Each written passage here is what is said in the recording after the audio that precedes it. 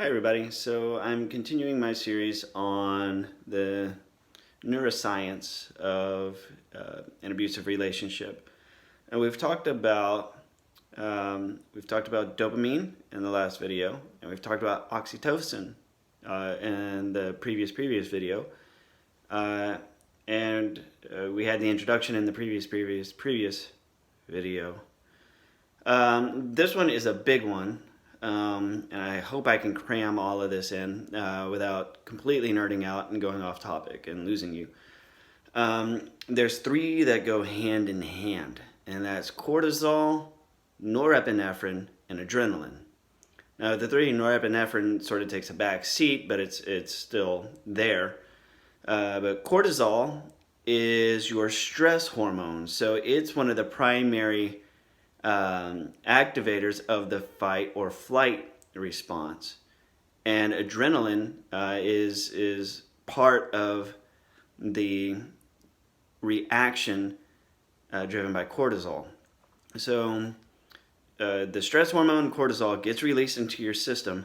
As an effect, your adrenal gland wakes up and produces adrenaline and norepinephrine, and the combination of adrenaline and norepinephrine in your system make you alert, they make you hypervigilant, they make you very, very focused, they make you prepared to fight or fly.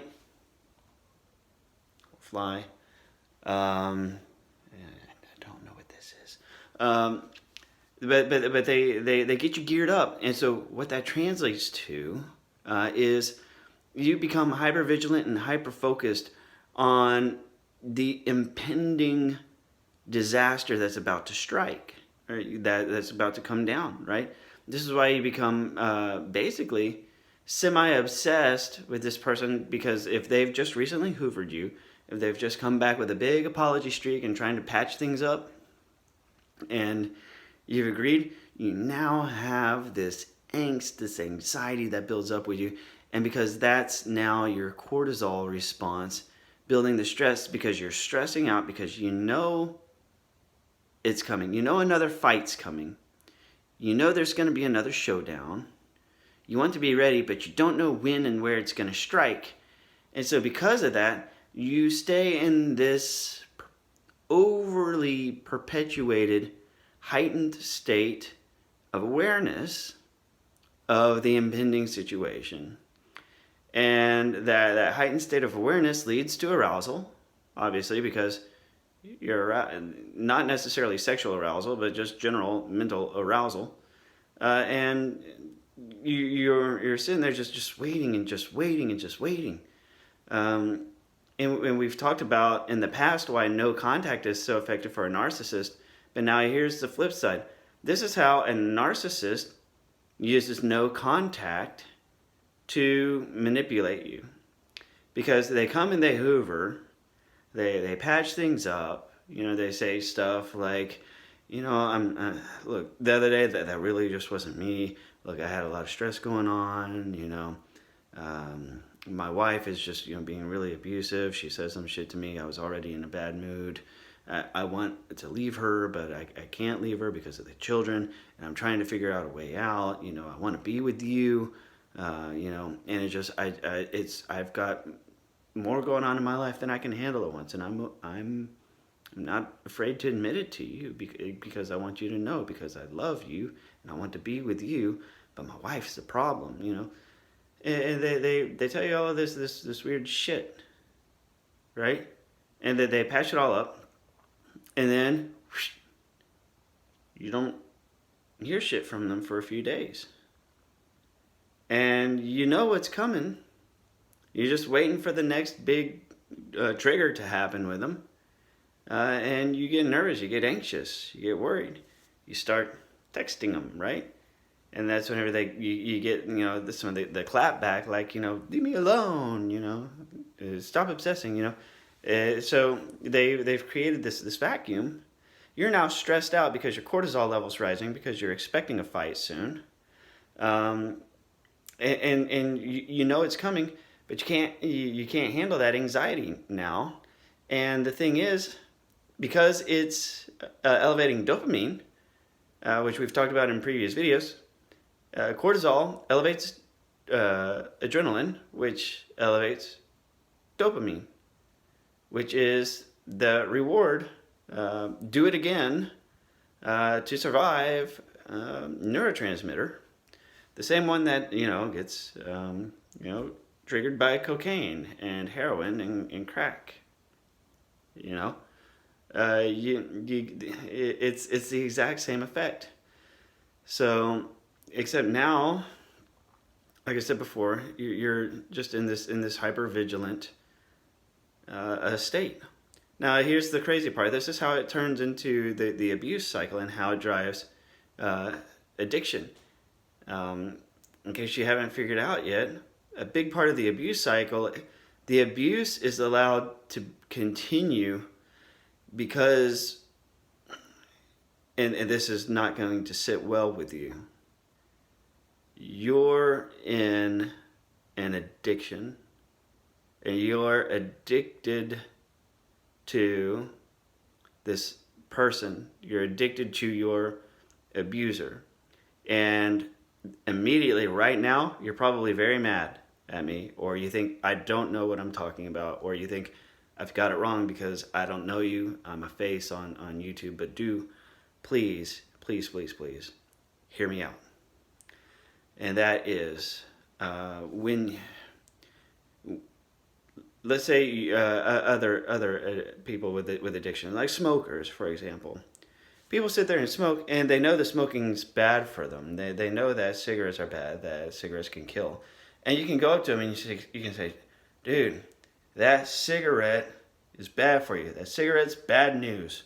You need to stay away from that cigarette. And they're like, I know, it's going to kill me. Where are you going? I'm going to the corner store. Without your car? Don't you need a car to get gas? No, I'm not going to get gas. I'm going to go get a Coke.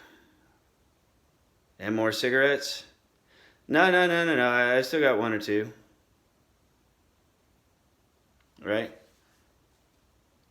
So their decision making, they make decisions that ultimately lead them back to the source for their addiction. Same thing with heroin. Heroin must be the most fun in the fucking world, because I've never had so much fun on something where I'm like, woohoo, I don't need a house. Like heroin junkies will lose everything. They'll give up everything for this addiction because of the decision making. They make decisions that lead them back to their addiction. With emotional abuse, especially with somebody who you're no longer technically involved with, somebody who you're technically broken up with, they lead you. They say, you want me to leave you alone? Fine. I'll leave you alone, but only after you do blank. And then you go and you do blank. And then they say, and then inevitably they're like, okay, thank you, I'll leave you alone. Several days later, they're back, ain't they? I'm like, sorry, I know I said I'd leave you alone, but something else really important came up and I need to talk to you about it. I don't want to do it over the phone. I want to meet you in person because it's not something that I want to talk about over the phone. Like, we need to talk in person. And you go and you meet them in person, and then it starts all over again. The cycle of abuse repeats, and then you're like, fuck you, I don't know why I let you back in.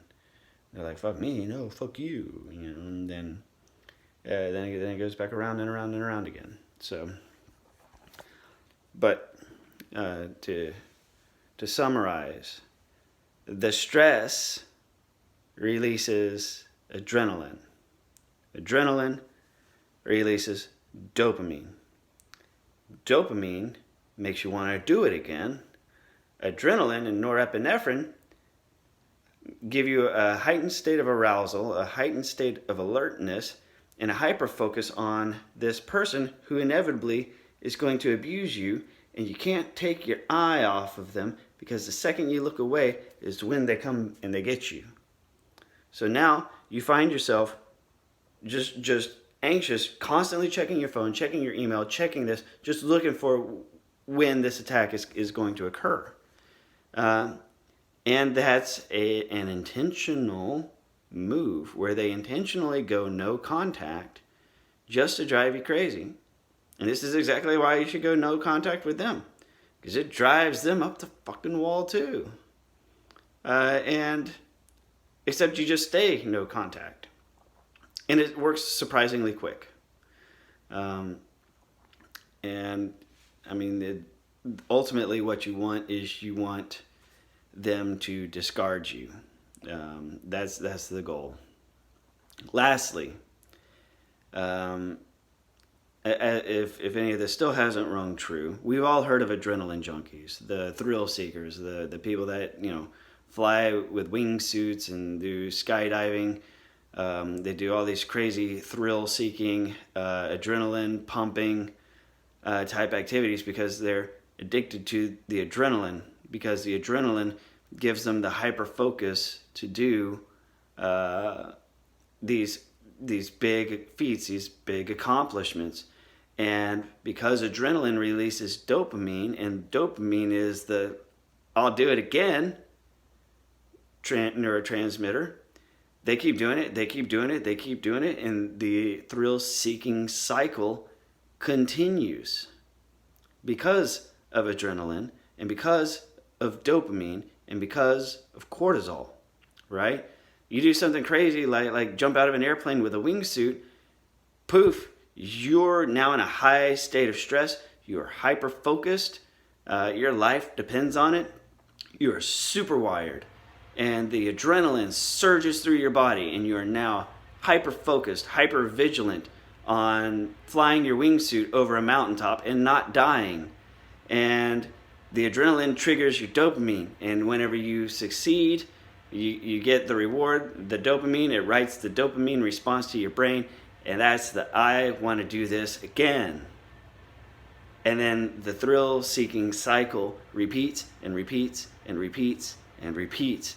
And it's the same cycle. It's not the same cycle. It's two different things. But it's the same neurological cycle. It's the same neurotransmitters. It's the same cascade effect that puts adrenaline junkies doing these high-risk activities over and over and over again. Base jumping, wingsuits, hang gliding, skydiving, all of these insanely dangerous things. And they continue the cycle over and over and over again. And emotional abuse and toxic relationships cause the same neurological cycle to repeat in you. Yes, a toxic relationship is a cycle. It's the cycle of abuse. A toxic relationship is like a drug. It is very similar to the thrill. We don't call it a thrill. We don't like to call an abusive relationship a thrill because it sucks. But if you were to chalk up base jumping and you know, wingsuits and all of those high-risk activities, if you were to chalk them up under a different word, it'd be trying to kill yourself. I'm in this cycle of trying to kill myself. I just don't want to do it on purpose. That's the difference between suicide and what I'm doing. I don't want to die. I'm just trying to put myself in a situation where I have to work really hard not to die. And it's the same thing with emotional abuse. I don't like the abuse. I don't want to be abused. But I'm in this relationship and this cycle where it could easily happen. But I'm still in control, and I can keep it from happening, and I can still make this good because things started off so great in the beginning, didn't they? So I know we can have a good relationship, and I know we can have that. I've just got to work hard. I'm going to figure it out. And I'm out of time, but thank you very much. Please like, comment, or share, and we'll see you on the next video.